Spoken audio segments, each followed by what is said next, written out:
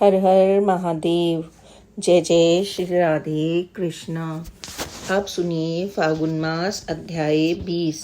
आज के महात्म में श्री मार्कंडेय जी कहते हैं, ये नर्मदा के उत्तर में अनंतपुर नामक एक स्थान है, जहाँ सब पापों को हरने वाला अनंत सिद्ध नामक लिंग है। उस अनंतपुर में ही वे श्रवण तीर्थ, घन तीर्थ, कबे तीर्थ, मणिभद्र तीर्थ और यज्ञ तीर्थ हैं, जो परम पवित्र सर्वलोक प्रसिद्ध मनवांछित फल देने वाले हैं और मोक्षदायक हैं।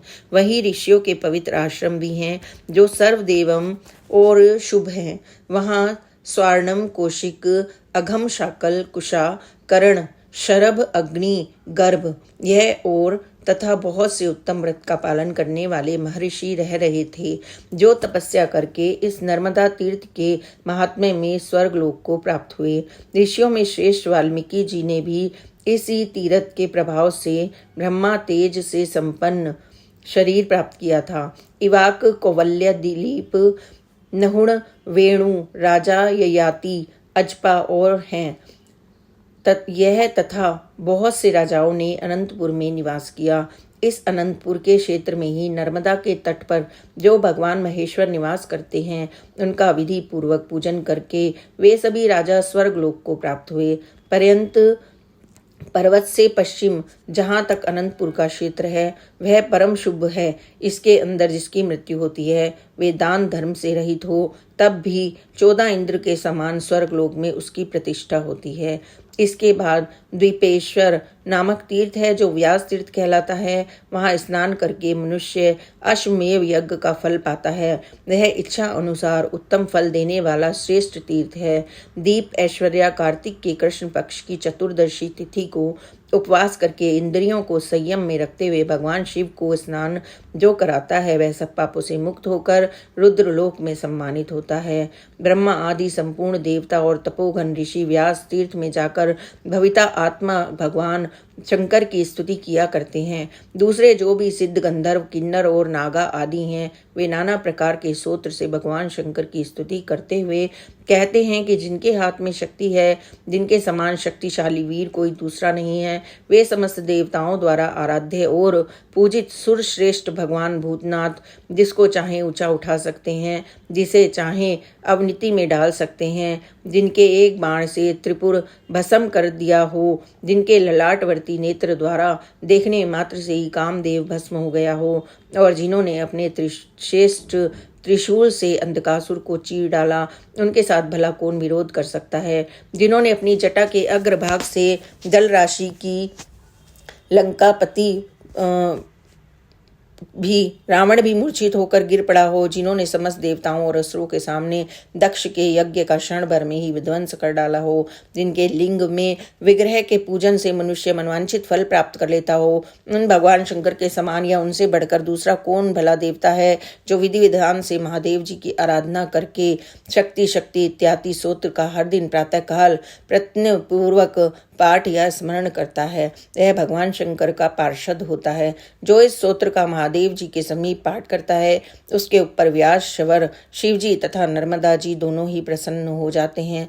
इसके बाद उत्तम व्रत का पालन करने वाले मुनियों और व्यास जी ने नर्मदा तट पर पितरों का श्राद्ध किया। यहाँ श्राद्ध करने से पितृगण 12 वर्षों तक तृप्त रहते हैं। श्री मार्कंडेय जी कहते हैं, हे राजन, व्यास तीर्थ के अलावा एक दूसरा परम पूर्ण में तीर्थ भी है, जो सब पापों का नाश करने वाला है। वहाँ अश्वमेव यज्ञ से प्रकट हुई वराना नदी बहती है। वहाँ नर्मदा और वराना के संगम में स्नान करने से अश्वमेध यज्ञ का फल मिलता है। स्त्री हो या पुरुष, सभी वहाँ स्नान करने से रोग मुक्त हो जाते हैं। त्रिवेणी के पूर्व भाग में दक्षिण दिशा की ओर सभी लोगों पर कृपा करने के लिए भगवान शंकर विराजमान हैं, इसलिए विद्वान पुरुष उसे शिव क्षेत्र कहते हैं। सूर्य ग्रहण के समय इस शिव क्षेत्र में कुरुक्षेत्र के समान ही बताया जाता है। कुरुक्षेत्र में 85 तीर्थ हैं और यहाँ पर भी उतने ही हैं। इस क्षेत्र में देवेश्वर भगवान मधुसूदन भी उत्पावर्त नाम से निवास करते हैं, जिनके सहस्त्र मस्तक हैं। भगवान श्री हरि, महादेव जी और तीसरी नर्मदा नदी, यह तीनों इस क्षेत्र के परम आराध्य देवता हैं। राजन, इंद्र आदि देवता भी नर्मदा नदी की महिमा का क्या वर्णन कर सकते हैं, कभी नहीं कर सकते। वह स्नान करने से मनुष्य का फिर इस दोबारा संसार में जन्म नहीं होता। उक्त स्थान में देव देव महादेव के पूजन से मनुष्य गणपति पद को प्राप्त होता है। उस तीर्थ में प्रकट हुए शंख चक्रधारी भगवान विष्णु की ब्रह्मा इंद्र आदि देवताओं द्वारा उपासना की जाती है। श्री विष्णु के क्षेत्र में मृत्यु को प्राप्त हुए कीट पतंगे आदि भी हरिधाम को चले जाते हैं। मनुष्य अपने वश में हो या दूसरों के वश में जो संगम तीर्थ में अपने प्राणों का त्याग करता है वह 1000 वर्षों तक विद्याधर लोक में राजा हो जाता है। हे युधिष्ठिर, जो यहाँ तिल और जल से पितरों का अर्पण करते हैं, उन्हें पिंडदान करते हैं, उनके पितृ तृप्त होकर परम गति को प्राप्त होते हैं। एकादशी को निराहार रहकर गधे गंध और पुष्पों से जो भगवान विष्णु का पूजन करे, रात में जागरण करके दीप जलाए और फिर द्वादशी को पंचगव्य होकर हविषा में पारायण करे, पारायण से पहले ब्राह्मणों को भोजन कराकर दक्षिणा में जो पवित्र एकाग्रचित होकर इस क्षेत्र में ओम नमो भगवते वासुदेवाय इस द्वादश मंत्र का जाप करता हो, वह फिर गर्भ में नहीं आता और न ही उसका कभी जन्म होता है। वह अपने अनेक जन्मों के भयंकर पापों को भी उसी प्रकार तत्काल ही भस्म कर देता है जैसे आग रुई के ढेर में और सूखी लकड़ियों को जला डालती है। राजन, इसके बाद नर्मदा के उत्तर तट पर परम उत्तम कपिला तीर्थ है जो सब पापों को हरने वाला है। पुरुष हो या स्त्रियां, अगर वे जितेंद्रिय होकर अर्थात अपनी इंद्रियों को वश में करके उस तीर्थ में स्नान करने के बाद देवताओं और पितरों को तर्पण करते हैं तो तीनों ऋणों से मुक्त हो जाते हैं। उस तीर्थ में ब्राह्मणों को भोजन करा के मनुष्य परम गति को प्राप्त होता है। उसके बाद नर्मदा के उत्तर तट पर त्रिपुरी नाम से विख्यात एक उत्तम तीर्थ है जो तीनों लोकों में विख्यात है। हे राजन, वहाँ 1.25 लाख तीर्थों का निवास है। वहाँ तीर्थ में 108 भू शिवलिंग विद्यमान है।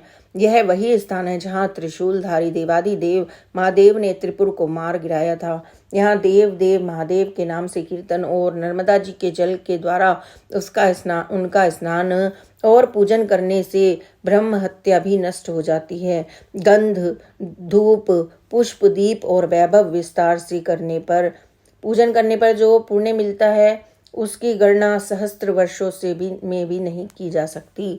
भगवान शिव के उद्देश्य से जब दान दिया जाता है तब उस दान का पुण्य असंख्य हो जाता है। वे सभी मनुष्य धन्य हैं जो त्रिपुरी में स्नान करने के बाद महादेव जी का दर्शन करते हैं। जो मनुष्य त्रिपुरी में निवास करता है वह साक्षात कैलाश में निवास पाता है। जो इच्छा या अनिच्छा से भी त्रिपुरी में अपने प्राणों को त्याग करता है वह विमान द्वारा महादेव जी के परम धाम में जाकर वहाँ के दिव्य विभव का उपभोग करता है। वहाँ देवेश्वर त्रिपुरारी शिव 33 कोटि प्रसिद्ध देवताओं के साथ निवास करते हैं, इसलिए त्रिपुरी क्षेत्र को शिव क्षेत्र कहा गया है। उसकी लंबाई चौड़ाई 2 कोस की है। इस बीच में जिनकी मृत्यु होती है वे शुभ गति को प्राप्त होते हैं। यहीं पर सब सिद्धियों को देने वाला गोकर्ण महादेव, वटेश्वर, सिद्धलिंगा मोचन, ब्रह्मेश्वर, अमरेश्वर, यज्ञेश, अग्नि, गर्भ, गायत्री लिंग, सावित्री लिंग तथा रोहिणी तीर्थ आदि हैं। विष्णु, मरीच, मैत्रेय, विभा, पुनः पुत्र, ऋषि श्रृंग, तपस्वी शौनक तथा उग्र तपस्वी दुर्वासा आदि 500 सिद्ध त्रिपुरी में निवास करते हैं।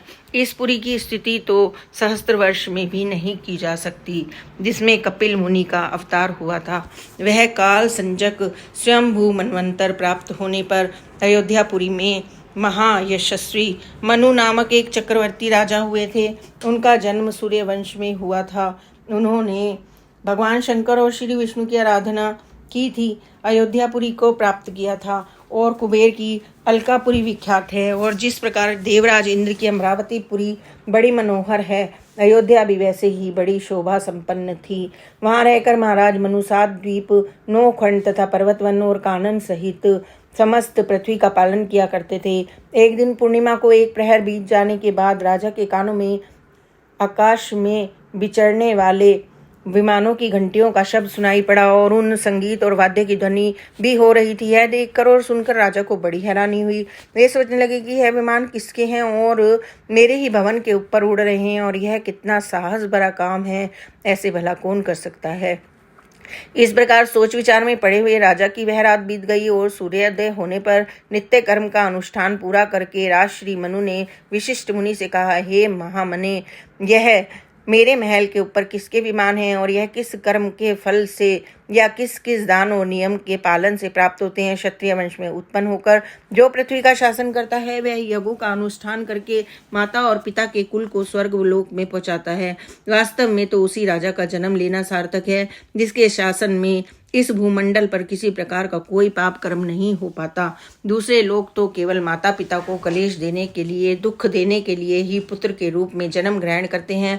राजा मनु के ऐसे कहने पर वशिष्ठ जी कहने लगे कि महाभगवतम श्री कभी प्रशंसा नहीं करते, क्योंकि उनके द्वारा धर्म की हानि होती है। नर्मदा के तट पर त्रिपुरी नाम से विख्यात एक तीर्थ है। वहाँ जिन लोगों ने यज्ञ दान और होम आदि सत्कर्म किए हैं उन्हीं के विमान महल के ऊपर खड़े रहते हैं। महाराज, एकमात्र नर्मदा देवी ही ऐसी है जिन्होंने समस्त पापियों और दुराचार को स्वर्ग लोक में पहुंचाया।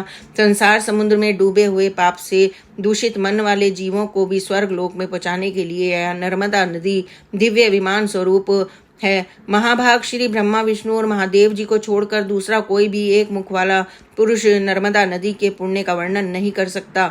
नर्मदा नदी के पुण्य का वर्णन कभी नहीं किया जा सकता। नर्मदा नदी के तट पर किए गए तप, दान और सत्कर्म के पुण्य की कभी कोई गणना नहीं कर सकता। जम्बू द्वीप में जो तीर्थ और समुद्र हैं उनमें से कोई भी मर्यादा नदी की बराबरी नहीं कर सकता। पुण्य क्षेत्र में किया हुआ पाप व्रजलेप हो जाता है। यही बात धर्म के लिए भी है कि वहाँ किया हुआ धर्म भी अक्षय होता है। यह जीवन चंचल है, क्षणभंगुर है, इसलिए मनुष्य कभी पाप न करे। राजा मनु ने नर्मदा जी के सुयश का वर्णन सुनकर अपने मित्र, सदस्यों और सेवकों को भी आज्ञा दी कि तुम सब लोग राजकीय सामग्री लेकर शीघ्र ही नर्मदा की तैयारी यात्रा करो। इस काम में बिल्कुल भी देर नहीं होनी चाहिए। फिर राजा वेद देवताओं, ब्राह्मणों के साथ देव दानव वंदित पुरी को गए और वहां रानियों और समस्त परिवार के साथ नर्मदा जी के जल का दर्शन करके वे जन्म भर के पापों से मुक्त हो गए। उस तीर्थ में विधि पूर्वक स्नान करके देवताओं और पितरों का तर्पण करने के बाद राजा ने चंदन और पुष्प आदि से महादेव जी की पूजा की और नर्मदा नदी के तट पर 10 योजन का विशाल यज्ञ मंडप का निर्माण करवाया। उत्तम व्रत का पालन करने वाले, यज्ञ कर्म में कुशल, चारों विद्याओं के ज्ञाता और वेदज महर्षि और ब्राह्मण उस यज्ञ के लिए आमंत्रित किए गए। जैसे पुष्कर तीर्थ ब्रह्मा, विष्णु और शिव जी इन तीनों देवताओं का स्वरूप है, ठीक उसी प्रकार यह त्रिपुरी तीर्थ भी है। वहाँ राजा ने परमो अश्वमेव यज्ञ प्रारंभ किया। उस यज्ञ में संपूर्ण देवताओं का आवाहन किया गया। देवराज इंद्र भी पधारे। मनु ने अर्धपाद, मधुपर्क और विटर आदि देकर सबको संतुष्ट किया। वेदोक्त विधि के अनुसार यज्ञ का काम पूरा हुआ। ब्राह्मणों को वैभव के अनुसार दक्षिणा देकर प्रसन्न किया गया। देवता, पितर और मनुष्य सभी तृप्त होकर फिर परम गति को प्राप्त हो गए। श्री ब्रह्मा, विष्णु और शिवजी राजा को वरदान देकर अपने अपने लोक में चले गए। इस तीर्थ में किया हुआ तप और दान सब कुछ अक्षय होता है। इस प्रकार महातेजस्वी महाराज मनु का यज्ञ जब पूरा हो गया तब उन्होंने दोनों हाथ जोड़कर नर्मदा जी से कहा, हे देवी, केवल सहस्त्र चांद्रायण और सैकड़ों सोम याग का जो फल है वो आपके जल का पान करने मात्र से ही पूरा हो जाता है। उसकी आपके जल मात्र के पुण्य के बराबरी कभी कोई नहीं कर सकता। हे देवी, आपने संपूर्ण जगत को तथा समस्त चराचर जीवों को व्याप्त कर रखा है। जैसे आग रुई के ढेर को जला देती है, उसी प्रकार आपका जल स्नान, आवाहन, पान, स्मरण और कीर्तन करने से मनुष्य के अनेक जन्मों की पाप राशि को भस्म कर देता है। देवी, आप पितरों के हित की कामना से स्वर्ग की सीढ़ी बनकर आई हो। चारों प्रकार के जीवों को अब स्वर्ग लोक में पहुँचाओ। हे नर्मदे लोक में जो भी कोई भी नदियाँ और नाना प्रकार के तीर्थ हैं, उन सबकी जननी आप ही हो। आप पितरों का उद्धार करने वाली पराशक्ति हो। जैसे सूर्य और चंद्रमा का प्रभाव है सब जीवों पर एक समान रूप से पड़ता है, जैसे बादल अन्न के पौधों और घास पर एक समान रूप से जल की वर्षा करते हैं, उसी प्रकार आप संपूर्ण विश्व पर समान रूप से स्नेह रखने वाली और गौरवमय माता हो। हे शुभे, श्री ब्रह्मा और बृहस्पति जी सहस्त्र वर्षों तक लगे रहने पर भी आपके गुणों का पूरी तरह वर्णन करने में समर्थ नहीं है। अमित तेजस्वी मनुज के द्वारा किए हुए इस स्तुति को सुनकर परम सौभाग्यशालिनी नर्मदा देवी बोली, महाभाग तुम कोई मनवांछित वर मांगो। तब महादेवी नर्मदा जी को नमस्कार करके राजा ने कहा, देवी आप संपूर्ण जगत को पवित्र करो और अयोध्या प्रदेश में अनेक नदियां प्रकट हो जाएं। देवलोक में गंगा आदि अनेकों सिताएं बहती हैं, ऐसा सुना गया है। वे सब इस भूलोक में जिस भी प्रकार हो उतर आए, ऐसा उपाय कीजिए। सुनकर नर्मदा जी कहने लगी, राजन त्रेता युग के प्रथम भाग में तुम्हारे कुल में भगीरथ नाम से विख्यात एक राजा होंगे। वे इस लोक में गंगा जी को लाएंगे। त्रेता के दूसरे भाग में इस भारतवर्ष के भीतर कालिंदी, सरस्वती, सरयू तथा महाभागा, गंडकी आदि नदियां भी प्रकट हो जाएंगी। तुम्हारे वंश में उत्पन्न भागीरथी के नाम पर सरिता में श्रेष्ठ गंगा जी भागीरथी कहलाएगी। भागीरथी के समान ही उनका दूसरा नाम जानवी भी होगा। यह सारी नदियां कन्या द्वीप में प्रसिद्धि को प्राप्त होंगी। जय भोलेनाथ। आज के अध्याय में बस इतना ही। आगे की कथा आने वाले अध्याय में जरूर सुनिए। हर हर महादेव। जय जय Shri Radhe Krishna. Please like and subscribe this channel. नवरात्रों में हम माता की कथाएं कहेंगे और माता का सप्तशती पाठ भी करेंगे। ओम साई राम। जय साई राम। ओम साई राम।